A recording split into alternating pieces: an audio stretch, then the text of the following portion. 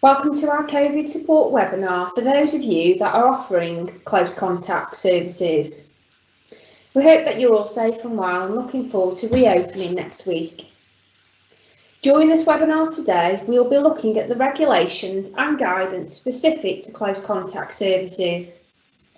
We will offer you the support and guidance on how to operate safely during the pandemic, whilst also allowing you to protect yourself and others around you. Our Kovid business support team is made up of professional officers, and our main responsibilities are to offer you the support and guidance and to regulate against the current restrictions. We have a panel of experts here today, including myself, Charlotte Rose. I'm the service lead in the Covid compliance team, and as many of you will know, I'm also an environmental health officer by profession, and we also have our public health expert here, Ravi Seela. The role of the City Council in response to the pandemic is to investigate workplace outbreaks and to work with other partners such as West Midlands Police and Public Health. We engage and advise both yourselves and members of the public. This also includes regulating where needed. During this webinar, Ravi and I will be talking you through the different stages set out within the roadmap, and we will also be providing you with some useful information regarding risk assessments, cleaning, testing and vaccinations. We will also be providing you with an FAQ document, a link to this presentation and our email address to make contact should you need it. Please do get in contact with us should you have any other questions or concerns, and we will do our very best to try and help you.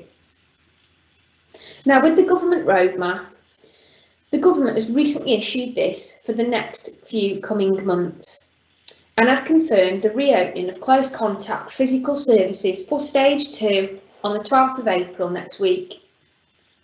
Each stage is reviewed legally every 35 days. They are subject to change. However, there is a 7-day promise announcement. We appreciate that you'll be very busy over the next few months, and we urge you to take on board the following measures that we will discuss to assist with the government roadmap. Now, many of you will have seen or have been issued with a Covid compliance sticker over the last 6 months.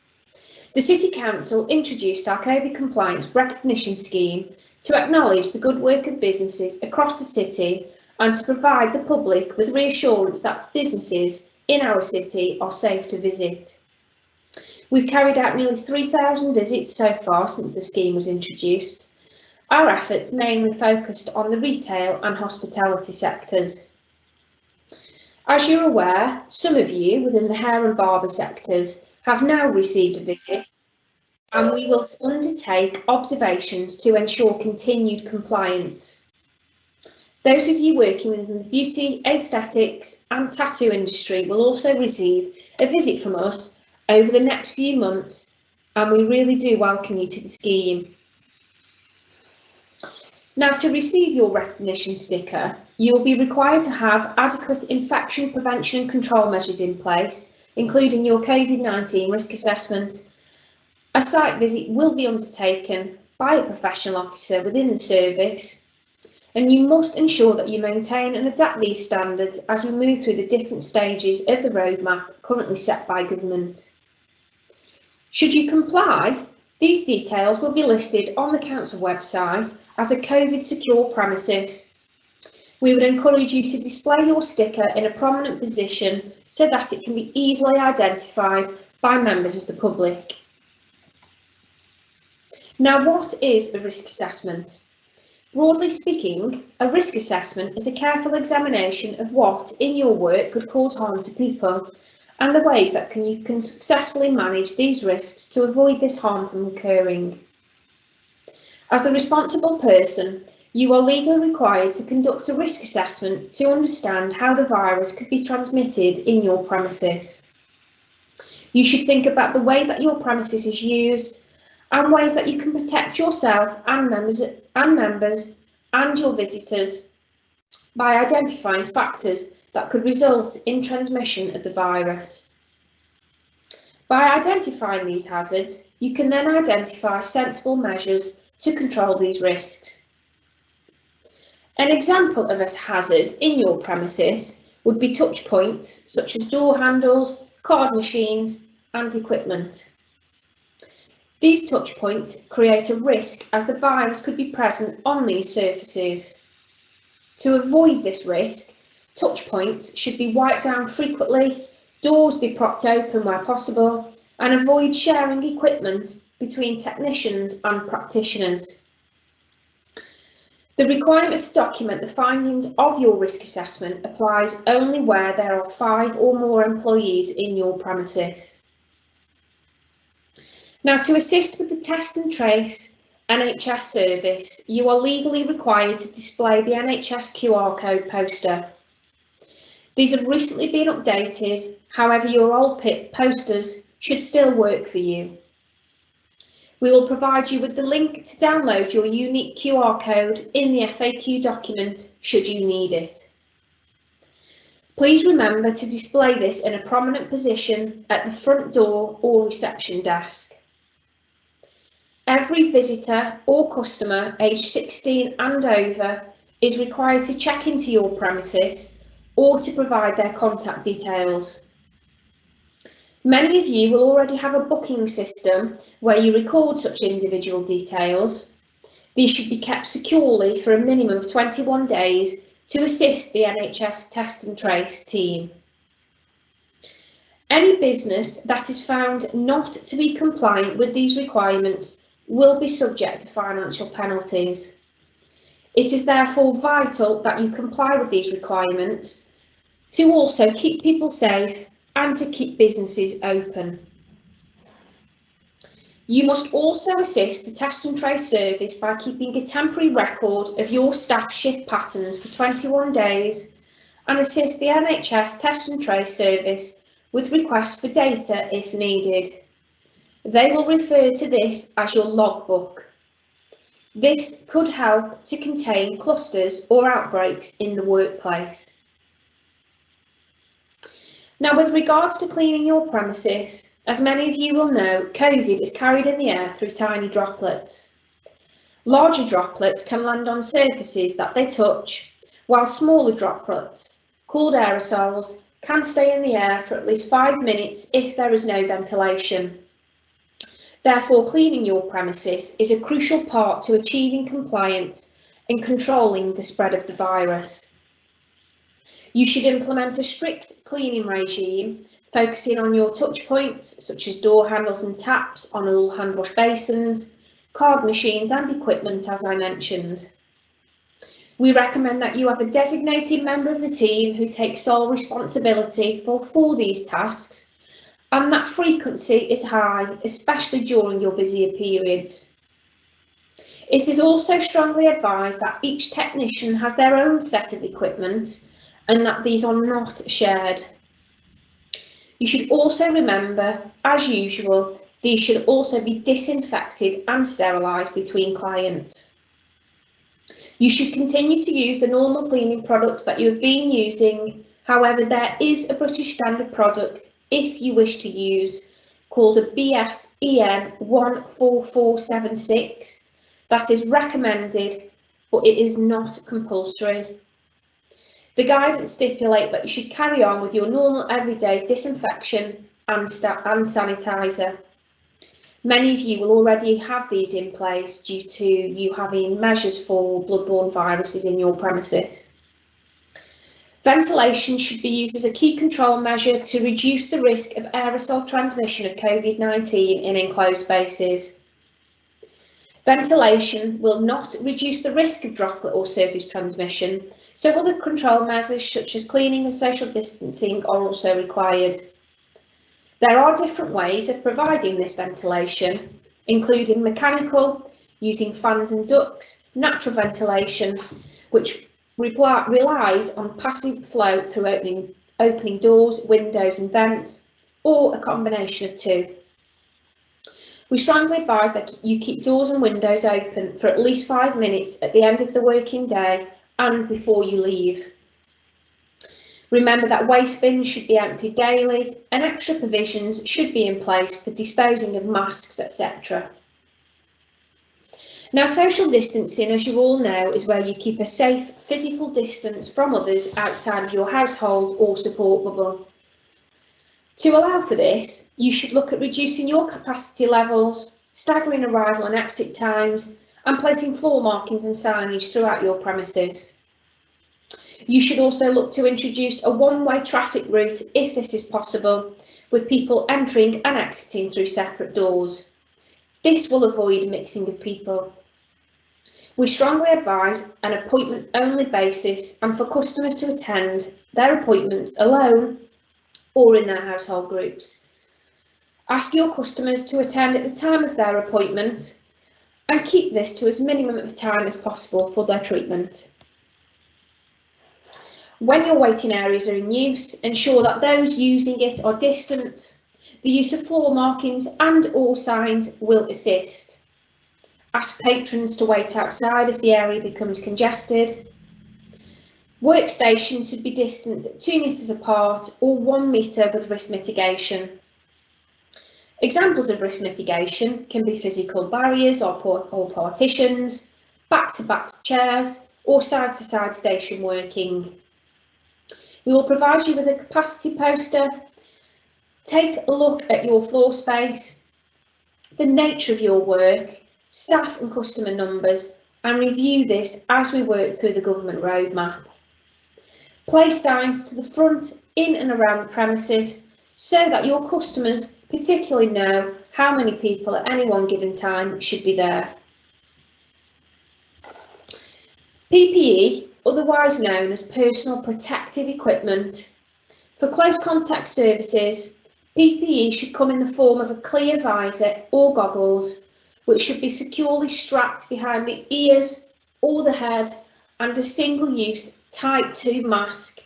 These should be cleaned and disinfected between uses, and your single-use Type 2 mask should be disposed of per client. A Type 2 mask is a medical-grade face mask made up of a 3-ply construction that prevents large particles from reaching your client. Skin-to-skin contact should be minimised as much as possible. Single-use gloves should be worn, and a single-use or washable apron should be changed between uses. Due to the nature of your work, long working hours and high footfalls of people that you will see day in, day out, we strongly advise that you implement the use of a work uniform. This should be changed into as you arrive on site at work and washed or replaced daily, and wash them on a 60-degree wash. Now, with regards to face coverings, it is a legal requirement to wear a face covering within a premises offering close contact services. They are deemed as a relevant place within the regulations. This applies to both technicians, customers and visitors. Customers are expected to wear one before entering the premises and must keep it on until they leave, unless they have a reasonable excuse for removing it. Now, what is a face covering? A face covering can be very simple and should cover both your nose, mouth and fall below the chin. I'm just going to show you an example. Ensure that it is strapped behind the ears, clip into the nose, covering the mouth and falls below the chin. It should not be up here or down here, as many of you will have seen. It is important to note for your customers that a face visor or shield, often seen to be worn by many members of the public, should not be worn instead of one of the face coverings. This is because face visors or shields do not adequately cover the nose and mouth. Please inform your customers of this should they enter and should there be any concerns. We would strongly encourage you to place signage at the front entrance to the building as well as in and around the building to remind customers of this requirement. A full list of exemptions can be found online at the gov.uk website, and we also wanted to remind you of the fixed penalty notices for face coverings and the first offence being set at £200. Now, hand washing is also a key control measure to help to prevent the spread of the virus. You should ensure that you have designated hand wash basins located in convenient locations with a supply of both hot and cold running water, liquid soap and paper towels for hand drying. Hand sanitising stations should be placed at the entrance to toilets, workstations and areas throughout the premises. You should request that customers and visitors use these as they enter. Staff should be actively encouraged to wash their hands as often as possible, provide them with the time to do so, and they should do this for at least a minimum of 20 seconds. Now, the other areas to also consider, such as Legionella, because your premises will have been closed for quite some time now, and water system stagnation can occur due to the lack of use, increasing the risk of Legionnaire's disease. You will need to flush the system before reopening, including the running of all taps and shower heads for a minimum of at least 5 minutes. This should flush away the bacteria. A link to the HSC website with further information on this will be provided by the FAQ document. Now, with regards to clients and gowns, we advise you to have single use. Where this is not possible, use separate gowns and towels as usual for each client, washing between uses and disposing appropriately as required.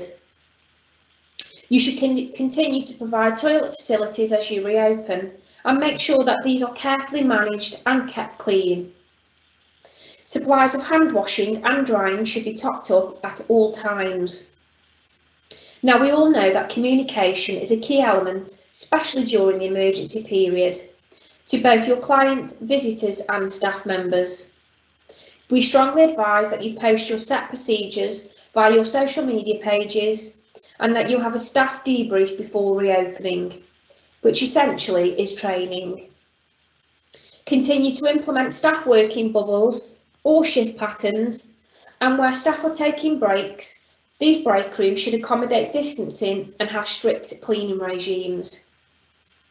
I would advise that you keep a supply of cleaning materials to hand within this area to clean down kettles, microwaves and fridge door handles between uses. Smoking shelters that are used should accommodate distancing, and we encourage breaks to be sporadic. Meeting and training should be held via alternative means, such as via online platforms, and any work-related travel should be alone, not via a car share, and where possible, public transport if it's used. People should ensure that they are complying with the face covering requirements. And now I'm going to pass you over to Ravi. Thank you, Ravi.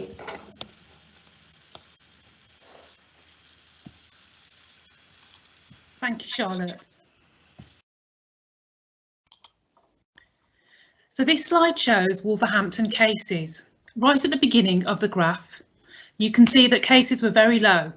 However, in September, cases slowly started to rise and then they dipped.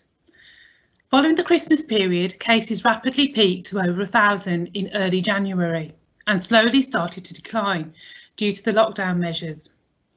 Latest local figures show that there were 62 cases per 100,000 as of the week ending the 3rd of April, though the true number of cases will likely to be higher. The good news is that infections are really starting to decline and the local vaccine rollout is going really well, but it remains important that we all continue to follow the guidance, remain vigilant and get tested regularly as the restrictions start to ease. This slide shows positive cases by age group. The bottom axis shows the months which start in April 2020 to March 2021. The vertical axis shows the age ranges. The darker the shade, the more positive cases within that age group. As you can see, during the first wave, the positive cases were predominantly in the over 70s. Since November 2020, all ages have been impacted by Covid. Since March 2021, there has been a reduction in cases over the over 60s. As of the 31st of March, the 15 to 19 age group has had the highest rate at 126 per 100,000, followed by increases in the 35 to 39 ages at 104 per 100,000. The takeaway message is overall is there are decreases in our rates, which is really positive. The majority of positives, however, are in the working age population. These groups will be using your facilities. Therefore, it's important that controls are in place as we ease. If there is a positive case in the workplace, they need to isolate immediately for 10 full days, along with their household. As part of contact tracing process, it is important that you ask your staff if anyone else has symptoms. They then should also be excluded. Ask to self-isolate and book a PCR test. This is critical to stop the virus spreading in the workplace. Try to record all cases on a spreadsheet. Gather basic information like, was the case symptomatic? If so, when did the symptoms start? When was the test taken? The date of the result? When the case was last at work? And who they had close contact with. With this information, it is possible to calculate if the case was in work during the infectious period. This period is 48 hours prior to when the symptoms started. Where the case has no symptoms, 48 hours prior to the test date can be used. Identify any close contacts that the positive case has been in contact with. So the definition of a close contact is direct contact, and this is physical touching or coughing. Close contact is 1 metre for 1 minute or longer, which is again a conversation. Proximity contact is within 2 metres for 15 minutes or longer, either as a one-off contact or added up together over the day. Anyone who has travelled in a small vehicle with any case for any length of time would also be a close contact. Employers should call the self-isolation hub as soon as they are made aware that any of their workers have tested positive. The positive case and close contacts must self-isolate for 10 full days following the day of the most recent contact with the infectious case. If contacts develop symptoms at any point while isolating, they must start their 10-day isolation period again from the day after their symptoms started. Always follow instructions from NHS Track and Trace. The questions they ask are important and will help protect others from the virus. Also remember to clean the affected area where people who have tested positive have worked as soon as possible to stop the spread of the virus. If a worker has received a notification to self-isolate via the NHS Covid-19 app, they should not attend the workplace as they may be infectious and could spread the virus. I also wanted this opportunity to stress that if you are a close contact and you decide to get a test which is negative, this doesn't mean that you can go back to work. You still must isolate for 10 days. We're seeing that many people think it's okay to test and return to work if it's negative. And it's not, as you still may become symptomatic or maybe asymptomatic and spread the virus unknowingly. Also remember, it's an offence for you as an employer to allow a worker to attend the workplace if you are aware that the worker has either tested positive or has been identified as a close contact by NHS Track and Trace. Therefore, the guidance that Charlotte has given is really important, coupled with getting tested regularly. This will protect you and your setting. Further information about close contact definitions, track and trace, workplace guidance, and an email address for support will be available as part of this presentation. So I also wanted this opportunity to mention the vaccine. Nearly 1,500,000 people in Wolverhampton have now had 1 dose of the vaccine, and the sooner we are all vaccinated, the safer we will be. The vaccine will reduce the chance of people suffering from severe illness and reduce hospitalisation. So when you are contacted by the NHS, please say yes. Whether you've had the vaccine or waiting, it is important that you continue to follow the latest guidance. So we are also encouraging residents that cannot work from home to participate in regular twice-weekly asymptomatic testing. This measure supports your service to operate. We know that up to 1/3 of individuals who test positive have no symptoms at the time of the test, and can therefore spread the virus unknowingly. There are a number of local schemes which we want to talk to you about. They include, firstly, the Covid testing recognition. So for this scheme, you'll be able to apply for a recognition sticker to display within your business, and this shows that your staff get tested regularly. The next scheme is the Business Testing Grant. This is to support the local businesses to undertake regular testing of its workforce. Applications close on the 30th of April. On-site testing for businesses with 10 or more employees. Businesses can sign up to using the government website. Alternatively, businesses with 10 or more employees can also order free rapid test kits to use at home, but only if they cannot provide testing in the workplace and staff cannot work from home. Please register by the 12th of April. If businesses have between 10 to 50 staff who want to register for home test kits, they should email the government website in the first instance. All the details will be given to you as part of this presentation. This slide shows local testing centres for rapid testing across Wolverhampton. Appointments are not necessary, but to help you access a test regularly, test slots can be booked up to 7 days in advance. Again, the link will be sent as part of this presentation. If you have symptoms, these are the current testing sites across Wolverhampton. All these venues need to be pre-booked. However, you can walk up to Falkland Street car park and request a test. Thank you for listening, and I appreciate there's been a lot of information, but I hope you have found it useful. Thank you. I'll pass you over to Charlotte.